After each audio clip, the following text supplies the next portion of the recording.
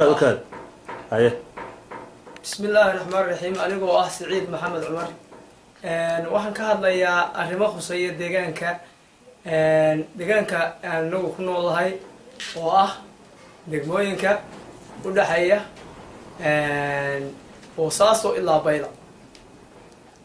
waxaa ka jira waxa la yiraahdo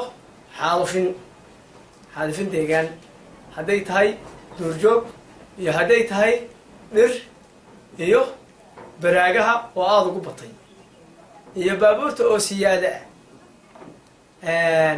anigu waxaan jiraa 35 sano.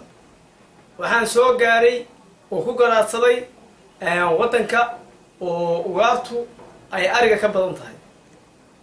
haddana lagama heli karo ugaarta tan yar waxa la yiraahdaa sagaaro lagama heli karo. ugaarta way dhamaatay.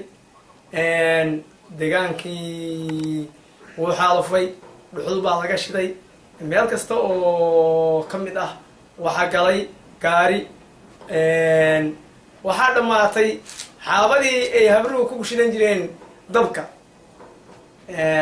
waxaa loo baahan yahay deegaanka in wax laga qabto, dadka wacyigelin lagu sameeyo. maamulka waxaan ka codsanaynaa insha allahu tacaala arrintaa in wax laga qabto oo sida ugu quman wax looga qabto. wabillahi tawfiiq. waa mahadsantahay. waxaan rabaa inaan ku su'aalo deegaanka maadaama dhibaatooyin badan ay ka jiraan oo dhinaca xaalufinta. dadka xaalufinaya deegaanka sababta u xaalufinaya maxay tahay? sababta u xaalufinaya waxa ay tahay adduunka waxaa ka dhacay burbur.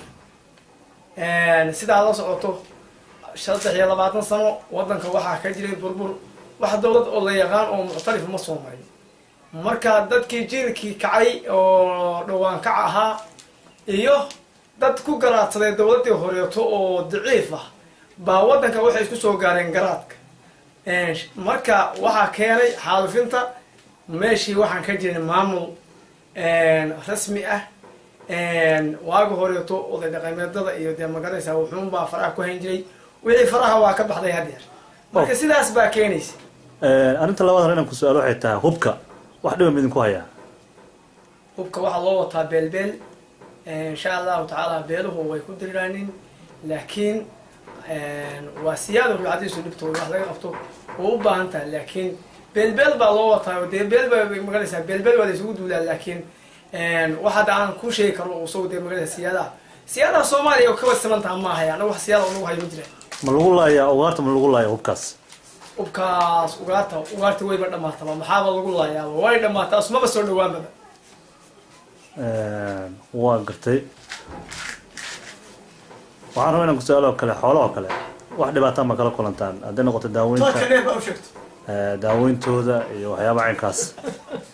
xoolaha waxaa ka jira sida aad la socoto waxaa la keenay daawooyin kuwa ariga lagu duro xilliga jilaalka iyo daawo la marsho iyo mid afka laga siiyo. kulliba run ahaantii deegaan ahaan iyo xoolo ahaanba wax noo anfacaya ma aha. xoolihii waxaa ku dhacay waxa la yidhaahdo dhaqankoodii oo adkaaday. sababtay ku tahay xooluhu hadday rimaanin maqasha waa xooreen insha allahu tacaala. marka aad iyo aad bay daawooyinkaas u dhibaato noogu hayaan. wax tallaala midin yimaadaan oo daa ka socota maamulka ama baalka iyo xoolaha tallaala way yimaadaaneen, laakiin wax ma ay magaraysaa muxtarif oo wax ka dheefno ma aha. ugaadha aad tiri waa dhamaatay. wax ugaara ma harin miya hadda oo dhammaanta ma dhamaadeen? wax ugaaro oo aan kuu sheegi karaa ma jiraanin. inta u dambeysay waxaa la sheegayaa mataqaanaa goryadoo kale ambaalka inay mataqaanaa ay gabaabsi yihiin. maxaa lagu laayaa kuwaas? goryada waxaa lagu laayaa waaga horeeto waxaa lagu leen jiray qori, laakiin hadda iyo lug baa lagu leen jiray. laakiin hadda waxaa lagu eryaa gaari. waa karta gawaarida faraha badan deegaanka wax dhibaataa ma ku haysaa iyadu? deegaanka gawaarida